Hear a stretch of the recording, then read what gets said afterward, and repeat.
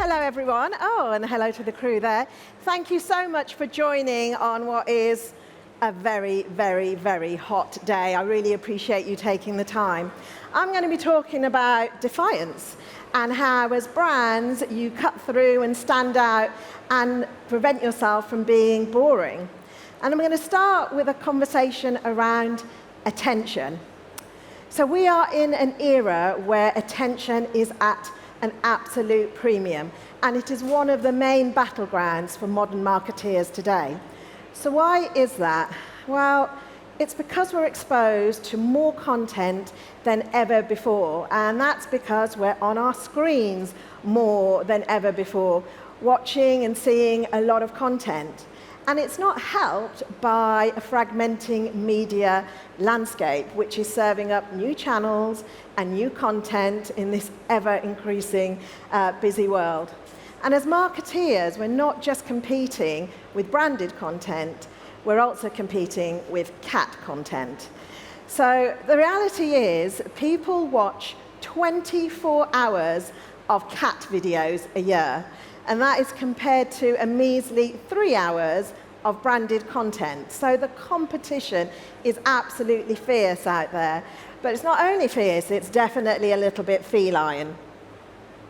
So given all of that, that is driving a lot of conversation around attention within the industry. And I love this quote from Dr. Karen Nelson-Field, and she talks about attention being a structural condition of modern advertising, and the fact that we should be thinking about it in the same way as we think about mental and physical availability. We should also be driving for attention availability. So given all of this conversation around attention and the fight against cat videos, why is it half of all advertising literally makes you feel nothing and it is instantly forgettable?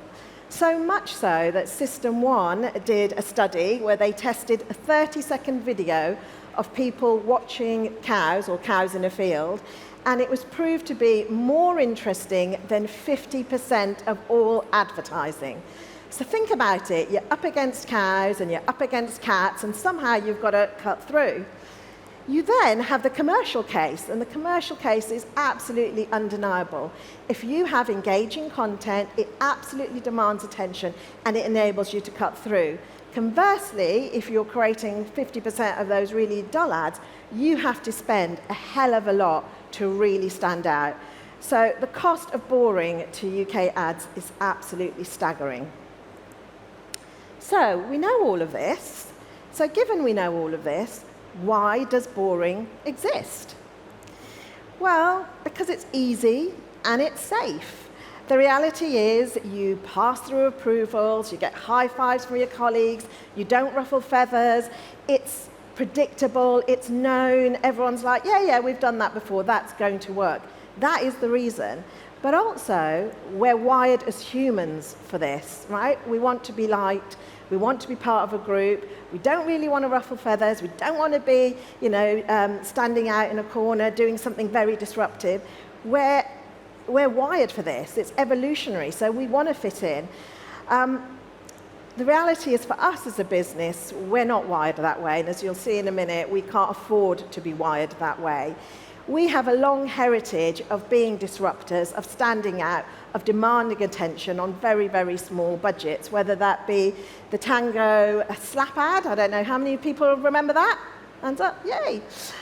Or St. George, a particular favourite, or even flipping the script on Carlsberg with our well-known probably line. We have it in our DNA, and you're probably thinking, oh, well, that's great, you're just really indulgent around it.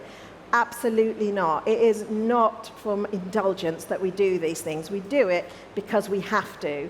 We are up in our industry against some huge Goliaths with very, very deep pockets.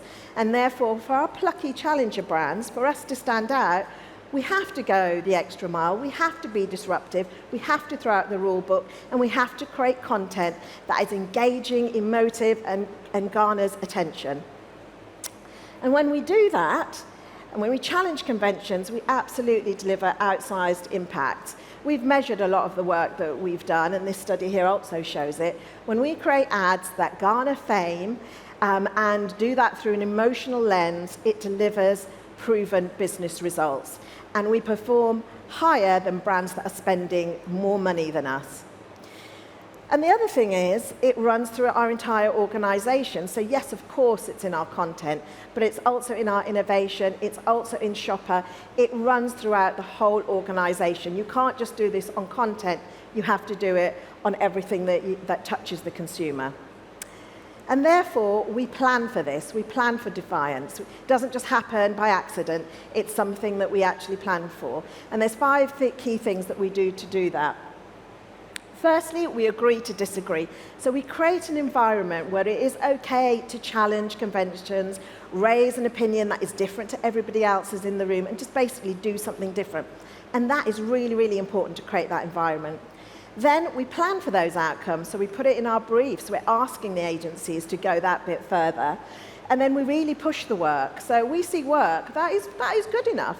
But we never accept that. We don't settle because good enough is not enough for us. So we keep pushing and keep going until we get standout work that we're really proud of. And then we fight to make it happen. I'm making it sound super simple that, you know, hey, we all go through and everybody's high-fiving for this disruptive work. It's not actually what happens. What happens is we go through and the marketing teams have to keep pushing, they keep believing in this work, and they get it through the organization. Because when you're doing something different and that isn't known to other people, people have questions. They go, oh, is it going to work? Is it going to deliver results? And that's where you've got to stick to your guns and fight to make it happen. And then lastly, we make a strong business case for this. So all of this is fantastic, you know, in terms of creating amazing creative. And yeah, you may win awards off the back of it, but the reality is we're in a business that expects top line and bottom line growth. So when we do this work, it has to deliver results, and we put effort into measuring that, and then when we get those results, we fuel it back, right back to the beginning, and get support within the business to continue to make breakthrough work. So, would you like to see some examples? Yay! To the crew there. Right. So let's start with Tango. So I'm sure you've all heard about Tango. It's a brand that is loved within our organisation, and I hope some of you love it. The reality is with Tango, yay, as we bring out new flavours, we want to talk about core orange, we could do an ad that said, hey, we taste great. You should go buy us. We're in your local shop and we're on offer. We absolutely could do that, and it would deliver some results. But we choose not to do that. We think our product taste is so powerful that it's actually illicit, and that's the world we've created. And that's taken us to corner shop raves, drugs busts.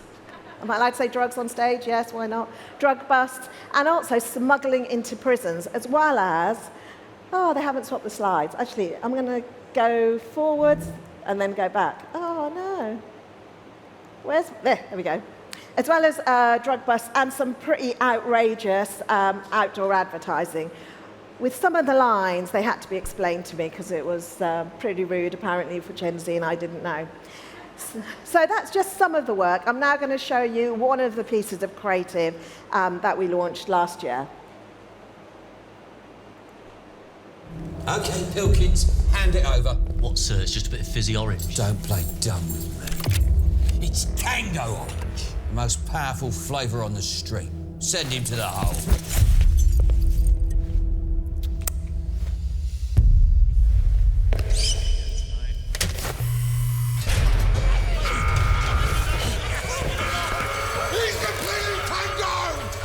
Yourselves. Get tangoed. It's odd, right? It actually worked incredibly well. We grew 2 share points off the back of work like this, and I'll show you that in a minute. So we don't want to just be a one-off. I'll show you some other brands. J2O.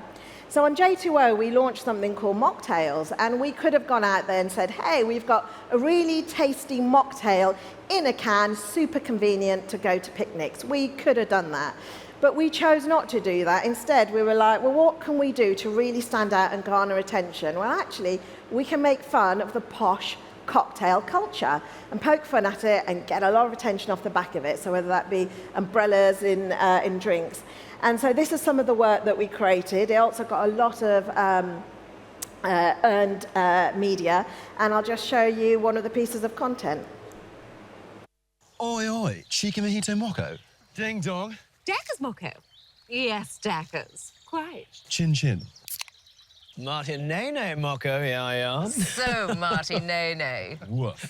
I'm in a tree. Hi, Mate, you're in a tree. Ducky. Wouldn't say no. J2O mocktails. They're well posh. Yeah, Dacky. Want to hear you all say Dacky next time?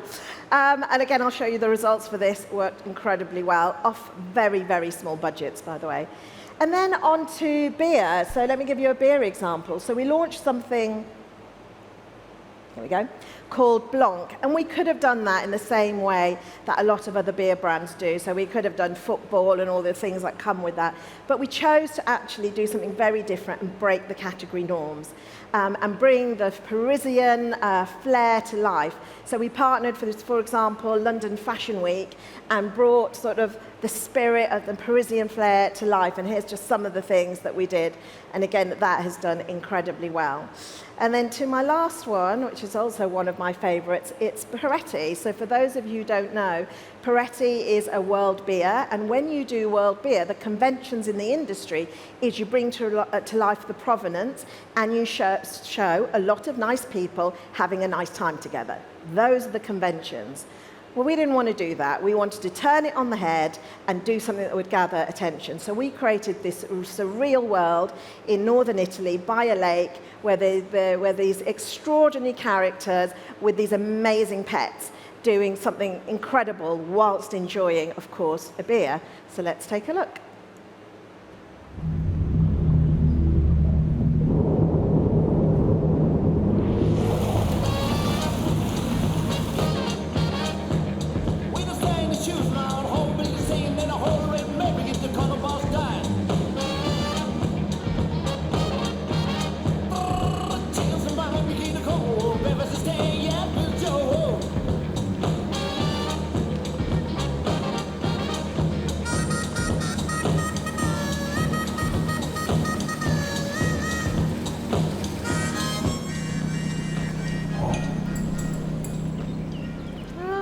Shout out for the foxes. Woo! So here's the results, right? So I've just shown you 4 campaigns. I could have shown you some other work that we did. And the results absolutely defy the odds. And I do want to say we do not have the budget that some of the big Goliaths that we compete against do. So you can see we doubled Tango since 21, or we're the fastest growing world lager. We've added incremental category value. The results are really, really strong. So what I'd say to you, if you want a small piece of advice, crush the dull, like throw out the rule book, throw out the expected, champion defiance, do something different. That's how you can really stand out and get attention and push like hell to make it happen. These things don't happen easily in an organization. You've got to get the organization to believe, you've got to believe in it, and if you push really hard, you'll create something that's magical, and you'll have your teams behind you, and you'll do something that's magical in the industry, and you'll get amazing results. And for us, we believe our brands deserve this, and that's why we do it, but we also do it because we do have those Goliaths that we go against who have much, much bigger budgets. So thank you. Thanks for listening in the heat.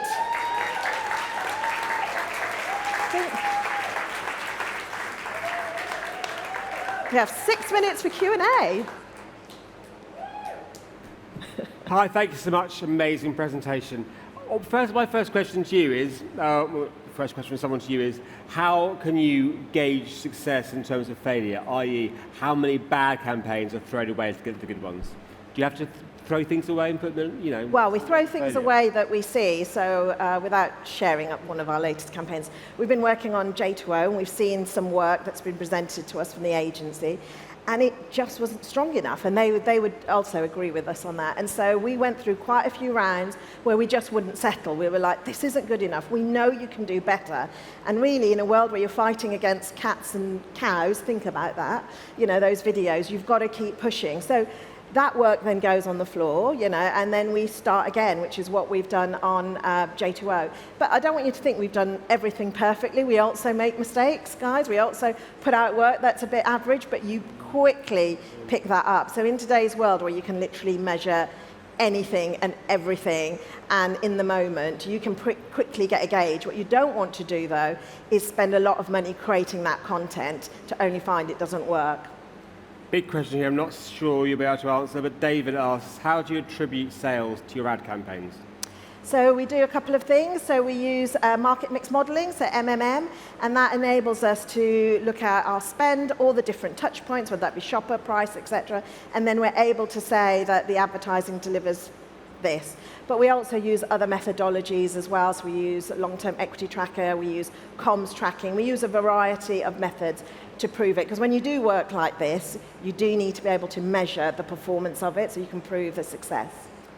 How do you fight against the data? And I guess this question is, what about the data is telling? I mean, look, I personally love the way you say throughout the rule book, but sometimes the data is saying, go this way because it works. How do you fight against that data if the data is going against your... So it depends where the data comes, right? So the data after you've run the campaign, I don't think you can ignore, because that is telling you genuinely how consumers are engaging and the performance. But the data that comes before, where you're validating a creative, that's where you've got to make some calls, right? So when you're doing, I don't know, qual, quant, A/B testing, you have to use that only as an input.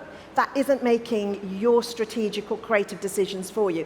It's an input. And then you've got to go back to your gut and what you believe your brand heart pyramid, however you define your brand is, and what you're trying to do, and the jobs to be done, and you've got to make some calls there. So I think the data that comes before you run your work, that you have to make some calls on. Another one here from Laurent, and this is something I was thinking. He asked, or she asked, how do you push and encourage clients to go for these really bold ideas? You know, again, everyone talks about being bold, especially on this stage, and being brave, but how do you push to get an idea that you believe in but maybe isn't getting traction with the... And when you say clients, you mean us? Yeah, I mean, client, I guess you talk about the board, other executives, how do you get buy-in across the company? Yeah, it's not easy, honestly. I make it sound like, oh, it's super easy and everybody's high-fiving and kumbayaing. It's not. You have to take people on a journey, and you start with yourself and your team. They've got to believe in the idea. They've got to believe in what you're doing. You then need a few proof points, whether that be an insight or something that you genuinely believe links back to what you're trying to do, the problem you're trying to solve. And then you've got to hold up the work you're doing versus the category. And the story, let's take Peretti. The story the team told there was, we can show a load of people in Spain and in Italy drinking beer with their friends, but you are going to be wallpaper. So instead, you can do this, which still talks to provenance. You could still see it. There was a lake. He was Italian. And it still talks to the great taste of the beer. You could see he was enjoying himself, drinking, yes, with foxes, but he was still enjoying himself. And you will stand out, and you can spend half the money that these guys are doing, and you will cut through. And that's the kind of storytelling that you need to do. And we're all marketeers, right? So we are well versed in storytelling. That's the kind of things that you need to do to get an organization behind you. But also, you will still have people who won't believe, because they will see it as risky, and you've got to hold your nerve. So as the marketing team then, we take the risk, and we hold our nerve and go, no, we believe in this, and we know it's going to work. So that's what I'd say. Question here from Tim, and I guess this will be a question in lots of people's minds here. How do you get the most from your agency partner? You seem like the sort of client every agency wants, but how do you make sure you're getting the best from the partners you work with at agencies? So a couple of things. So first of all, we align on our briefs together. So we decide what it is we're attempting to do as a group. We talk to them about words like bravery. We ask them to be bold and brave. We talk about getting attention, all the things I've talked to you about today. Those are the things we talk to them about. And that enables them to hold true and deliver great work. Equally, I'll be honest, so my team will also hold me to account. So when I have my wobbles, they'll also hold me to account. And I'll go, okay, you know what, guys? You know more than I do, so it's your call. And I think they make a really nice joint agency, a client team. We don't see them as them and us. We're just one symbiotic organism. Is that a word? I don't know. That's a good word. That'll do. Another question here from Daniel. This is something I asked Haribo earlier on. How do you find your most creative campaigns translate for international audiences? How do I think creative campaigns translate for international audiences? Well, these are all only UK ads, so we're a UK team, so we only create these for the UK. I'm not sure some of the stuff I showed you would translate, because one of the reasons it works so well is we try and embed it in UK culture.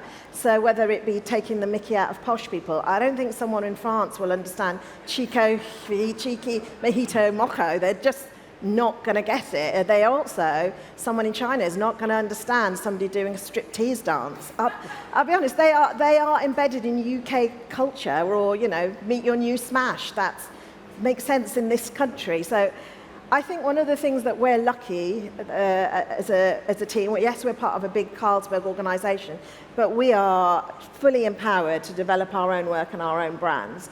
So that really, really helps. So now that means you can create work like this. Otherwise, I'd be taking, I don't know, some random ad where you wouldn't be doing any of this. Well, look, that's up against time. Thank you so much. That was absolutely amazing. Thank you.